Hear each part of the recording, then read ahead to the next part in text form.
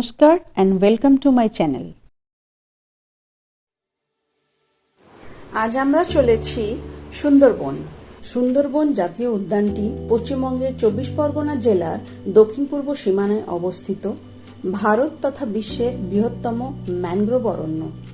আর সুন্দরবন বিখ্যাত রয়্যাল বেঙ্গল টাইগারের জন্য। কলকাতা থেকে বাসন্তী হাইওয়ে হয়ে আমরা পৌঁছে গেছিলাম গাড়িতে গোদখালি।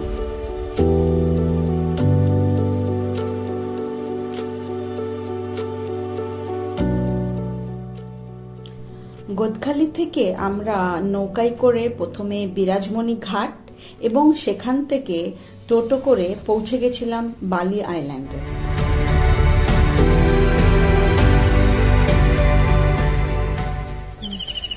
আমাদের কটেজটা ছিল সুন্দরবন টাইগার রিজার্ভের পীরখালি 2 নম্বর রেঞ্জের ঠিক বিপরীতে অবস্থিত বালি আইল্যান্ডে।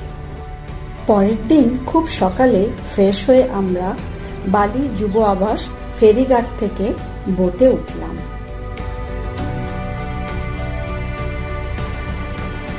একে একে টিমের বাকি লোকজনরা আসতেই আমাদের বোটটি ছেড়ে দিল। চা খেতে খেতে আমাদের গাইড রামকৃষ্ণদা এবং ট্যুর অর্গানাইজার মন্টুদা সবার সাথে পরিচয় পর্ব সেরে নিলেন। তবে এবারের ট্যুরটা ইউজুয়াল ছিল না, এটা একটু অন্যরকম ট্যুর ছিল। এটা ছিল ওয়াইল্ড লাইফ এবং এডুকেশনাল ট্যুর।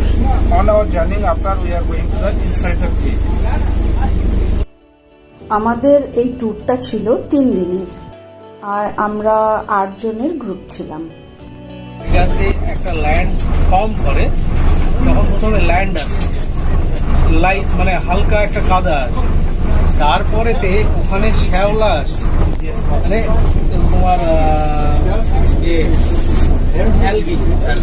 অ্যালগি আছে।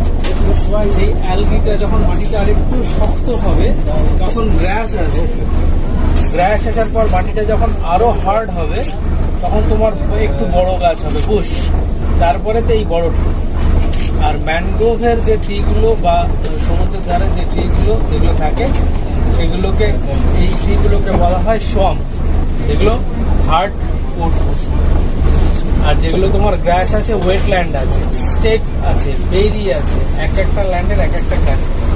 এটাও একটা ক্যারেক্টার, এটা এখানে শো করছে যে কিভাবে ল্যান্ডটা ফর্ম করছে।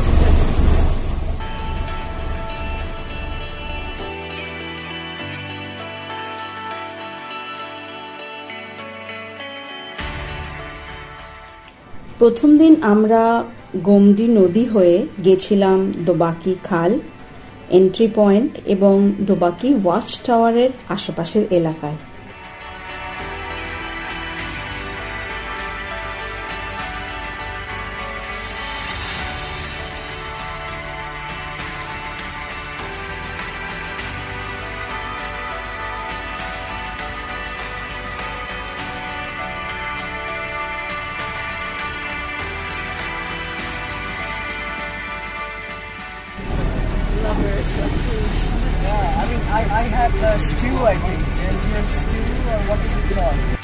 এরপর আমরা বোটেতেই ব্রেকফাস্ট সেরে ফেললাম।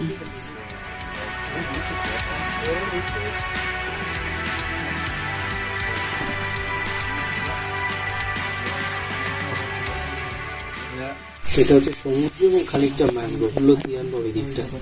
আর ইস্টার্ন পার্ট হচ্ছে রায়মঙ্গল, বাংলাদেশের বর্ডারের ওইখান থেকে ওপারে বাংলাদেশ, এখানে ইন্ডিয়া, ওইখান থেকে এখানে সাতজেলিয়ার কাছাকাছি পর্যন্ত ওই ইস্টার্ন পার্টটা পড়ে।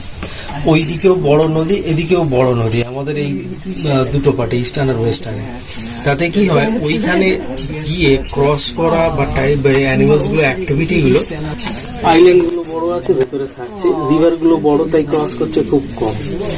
এই মিডিল পার্ট যেটাতে আমরা ভিজিট করছি, সুদর্ণখালি থেকে, সজনেখালি থেকে শুরু করে দোবাকি পর্যন্ত, এই জায়গাটার যে আইল্যান্ড গুলো সেগুলো খুব ক্লোজ এবং একটু হাই। যখন লো টাইড দেখতেই পাচ্ছেন পুরো মাটি ফিল্ড তৈরি হয়ে যাবে। তো যখনই ফিল্ড হবে সেখানে ওয়াইল্ড অ্যাক্টিভিটি অনেক ভালো হয়। আর সেটাই হয়, আর এই কারণে এইখানে সাইটিংটা হয়। আর এখানে 2-3টে পুকুর আছে, মিষ্টি জলের পুকুর খোঁড়া হয়েছে, এবং সেটার জন্য হয় কি মিষ্টি জলের স্বাদ পেলে বাঘ কেন যে কোনো অ্যানিমাল বা মানুষ সবাই চেষ্টা করে সেই জায়গাটা যত দূরই হোক। এটা আমরা অনেক প্রোগ্রাম ডিসকাভারিতে দেখি, হাতি।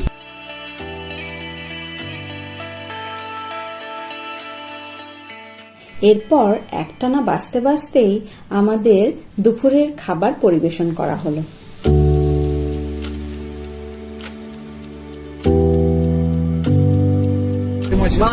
মাছের মতো স্পিসিস তো কোনটা মানে কেউ ন্যারো তে যাব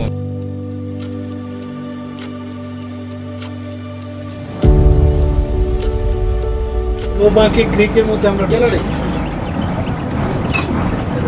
যদিও আমরা মার্চ মাসে গেছিলাম, তবুও বেশ কিছু শীতের পরিযায়ী পাখি দেখা গেল। দেখ ওই দেখ ওই যে এই যে মুভ করছে দেখ, ফিশের মতন দেখতে।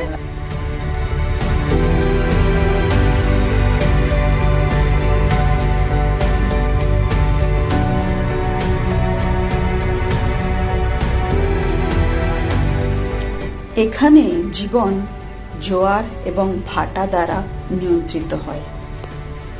এখন দোবাকি ক্যানেল ক্রস করছি। ধীরে ধীরে আমাদের বোট এগিয়ে চলতে লাগলো সরু খাড়ি ঘেঁষে। চারপাশে ঘন জঙ্গল, মাঝে মাঝে হঠাৎ করে খাড়িগুলোকে দেখলে বেশ রহস্যময় মনে হচ্ছিল।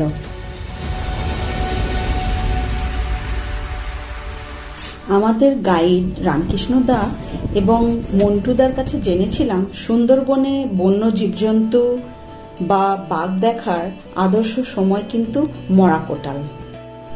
কারণ অনেক প্রাণীরাই যখন মরাকোটাল হয় তখন প্রায় নদীর পাড়ের কাছে চলে আসে, যার ফলে ভালো সাইটিংও হয়, আবার আমাদের জন্য ভালো ফটোও ভালো ওঠে। হাই টাইডে জল বেড়ে গেলে ওরা তখন জঙ্গলে দ্বীপের ভেতরে চলে যায়, যার ফলে তখন ওদের দেখা পাওয়াটা বেশ কষ্টকর হয়।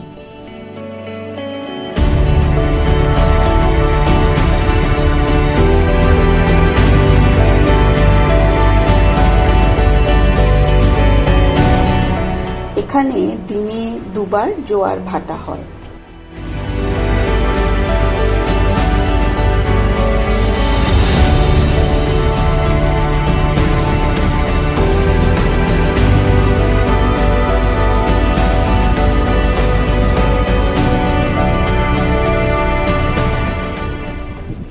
এরপর দেখলাম স্পটেড ডিয়ারকে, যাকে বাংলায় বলে চিতল হরিণ।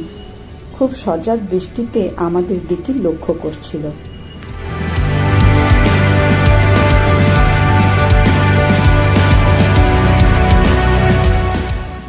যদিও প্রথম দিন আমরা বাঘের দেখা পাইনি, তবুও পাখি, অপরূপ জঙ্গল আর সূর্যাস্ত দেখতে দেখতে কোথা দিয়ে যে দিনটা পেরিয়ে গেল বোঝাই গেল না।